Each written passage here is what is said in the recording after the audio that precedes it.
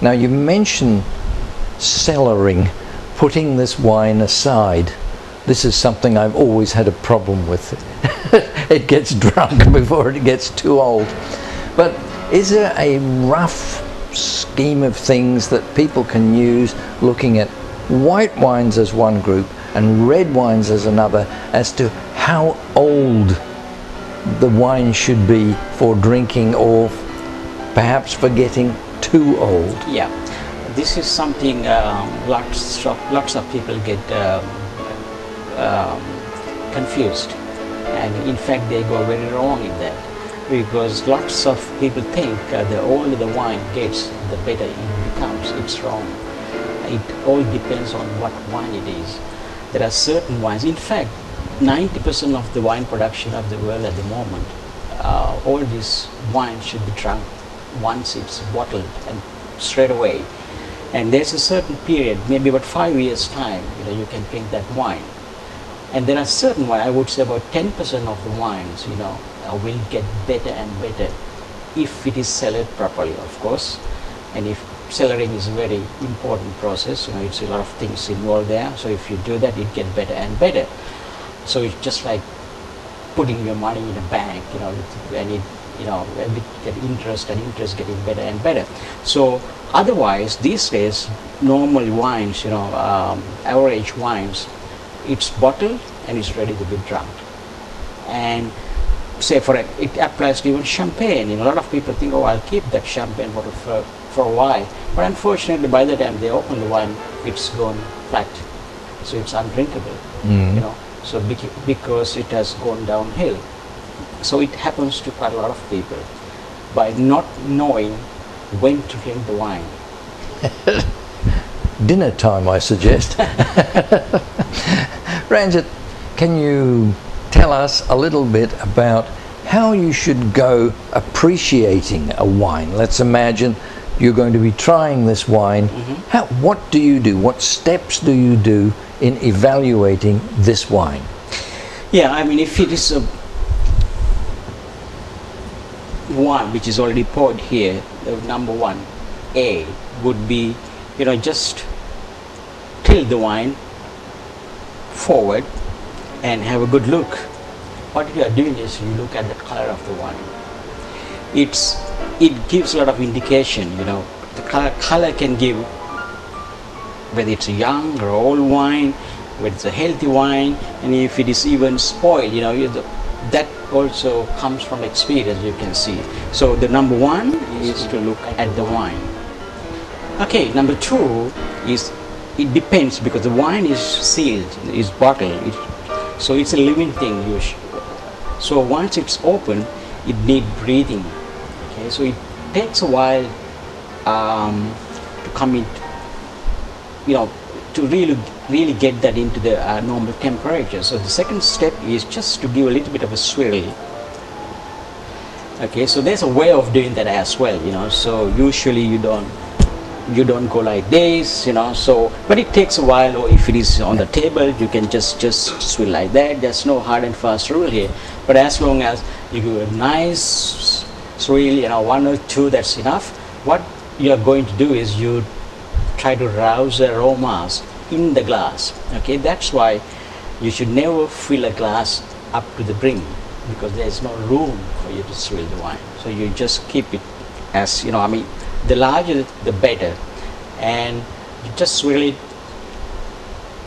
get the aromas still intact in the glass. And the next step is you get the wine, you put your nose into the wine. Okay, you don't get your glass to the nose, but you put your nose into the wine. So you do that, go like that. The reason is that you don't get the glass into your nose is all your sensory apparatus are closed once you are in this position. So when you bend, it starts opening. So that's what you're going to do, is you get a good sniff, preferably mouth open as well at the same time. So you inhale, so you get the aromas, and then you can appreciate.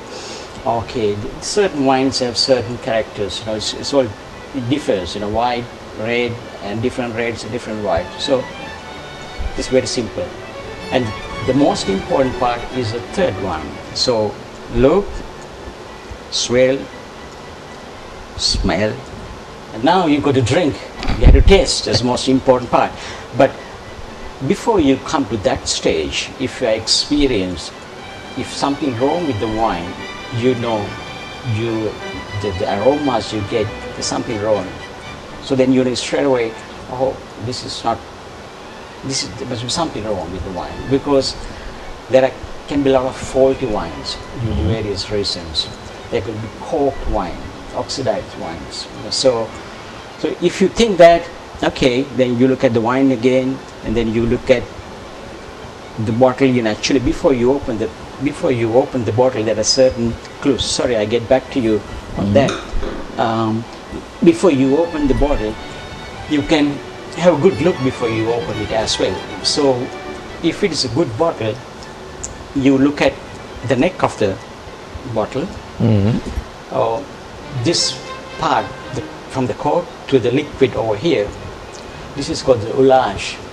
The ullage means that's a distance, that's a space in between the liquid and the cork. Okay? So if you think this is going down up to here, or up to here, that means there's a problem in the wine, because air could have gone in, and that means the wine has been evaporated. So you know straight away that wine can be a problematic wine.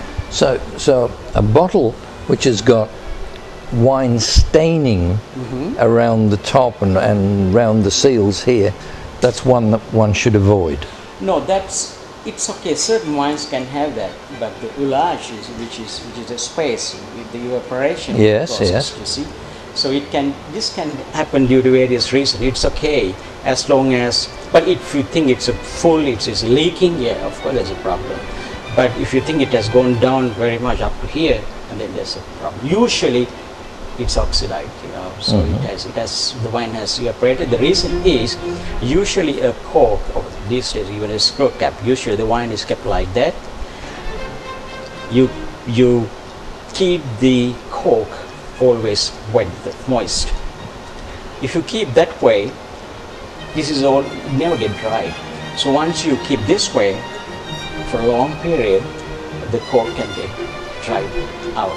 So that means there will be the cork can shrink. So once it shrinks, the air can get in. So once the air gets in, then of course there's oxygen goes in. It's very simple. And you end up with a bottle of vinegar. That's right, yeah. So that is always good to keep. If you're keeping the wine for a long period, keep the wines this way, so that the liquid touches the cork.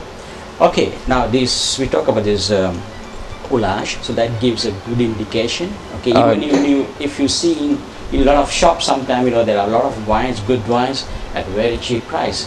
But look at that ullage, because it's no point buying that wine. This, of course, is a problem with supermarkets, because they are all stored standing upright. Right. Not only that, the lighting is also a factor, because usually they like to light up the whole thing. This again is education, so the people who are selling the wines, they should be trained properly how to store the wine, because the lighting is enemy for the wines as well, you see. So there are a lot of things involved. So